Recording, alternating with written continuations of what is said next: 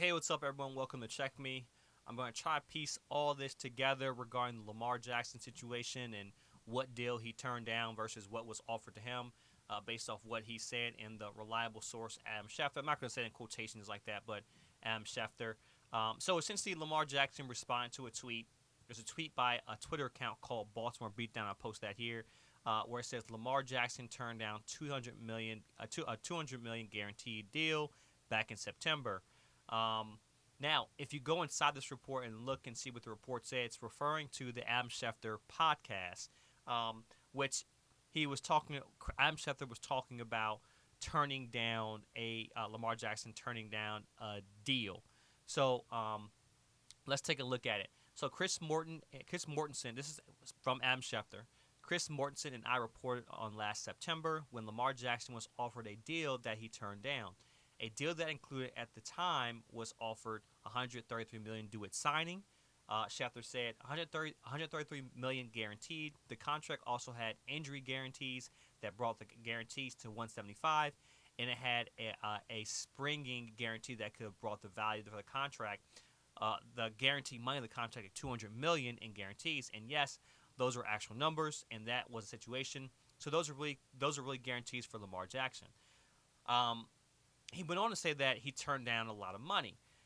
So in this report, Lamar Jackson responds to the report with this, TikTok. If you see it, if you know anything about it, it's pretty much saying cap. He's exaggerating. He's not telling the truth. He's lying.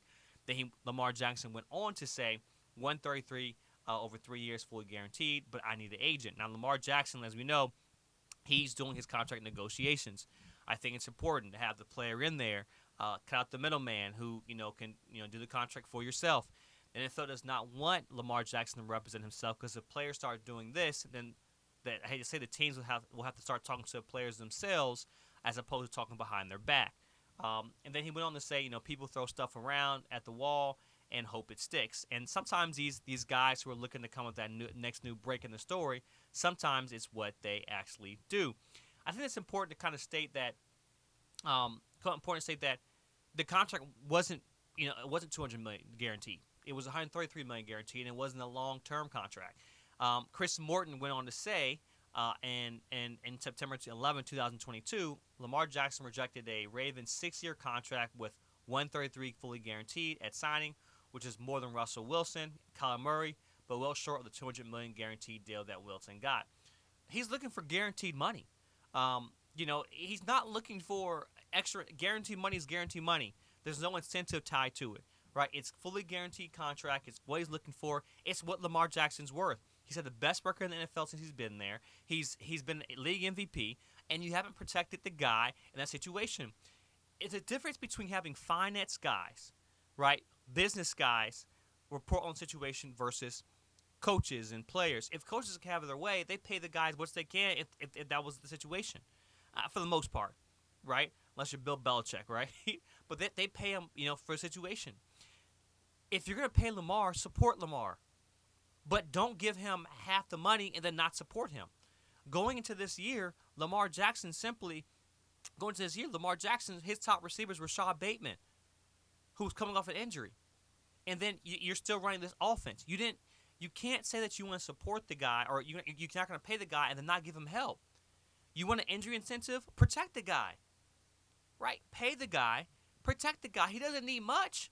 And sometimes the protection for Lamar Jackson can simply be just spread the ball out. Lamar Jackson will be willing to do more with less if you pay him. But don't pay him half and then not give him anything. Who are you bringing in this year? Who have you brought in this year? The Ravens haven't done too much anything. Of course, we're trying to work things out to see where they stand when it comes to Lamar Jackson deal. But if you're worried about Lamar Jackson getting injured, protect him. Don't say, there's an injury incentive that we want to put in just in case you get injured, and we can take this guaranteed money away. Why worry about that? Protect the guy. Most of the time Lamar Jackson has gotten injured, he's been running around because you guys haven't protected him or gave him weapons or your offense sucked. So I'm saying this because Lamar Jackson, these guys just go out and say whatever to make a headline. And they have a small idea of what they think it is, but it's not exactly what it is. What Lamar Jackson did was actually kind of smart. He kind of set the market of the value what he's looking for. by him exclusively saying it was a 3-year, $133 million contract, he said in the market of, hey, this is what I don't want. So now teams can kind of say, okay, what kind of deal we're looking for him. I'm sure Lamar Jackson wants something long term. Now if it is 3 to 4 years, I will look for him to look something, around the range of maybe 180 to 200, right? If it's 3 years, 180 at least guaranteed. If it's 200, then a 4-year contract, fully guaranteed. He wants something compared to what Deshaun Watson got, and I think that when you go all in on a guy like Deshaun Watson and say, hey, look, we feel he's our guy. We feel like, we don't need to shuffle quarterbacks because the Browns have done that. I think that's the value. That's the value. Now, there were some reports. I think that's the way to go, to buy in on a guy. There were some reports that the Browns did that on purpose to mess up the deals for other quarterbacks, but it's only messing with one quarterback. So I think the Browns went in with the intention of saying, hey, we want this guy. He's our guy. We're going to invest in him, and we're going all in on him.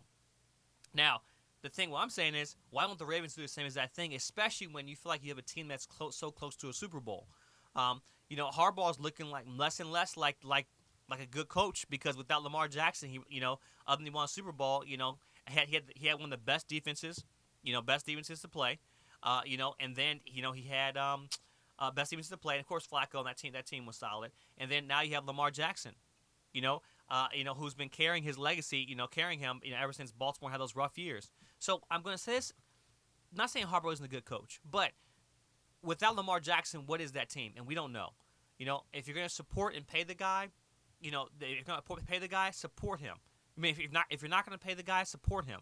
If you're going to support him, you know what I'm saying, then pay him, but let him. He'll do more for you. And I think that's where the things are kind of mixed up. So we'll see what happens, with this as we continue to closely follow Lamar Jackson. But if you're going to pay Lamar Jackson, if you're not going to pay Lamar Jackson, support him. Give him a reason to play for what you're not going to pay him. And right now the Ravens aren't doing anything with that. I think Harbaugh could have became more vocal, in that situation. And but when you have money guys, right? You have guys who are money guys. They don't care. They don't look at people as people. Football is a business. I don't think it's a business. It's relationships. And if you know business, you can't have business without relationships. It's relationships in itself. So having those relationships and staying true to those can help you in the long run, as opposed to just looking at things when it comes to numbers. So we'll see what happens. And you see what happens to the Los Angeles Rams. Teams will rather buy out for 1 year than build consistently over years. And that's the problem when it comes to these GMs who, I hate to say it, don't really know football. They know numbers, and they don't understand how important relationships actually are.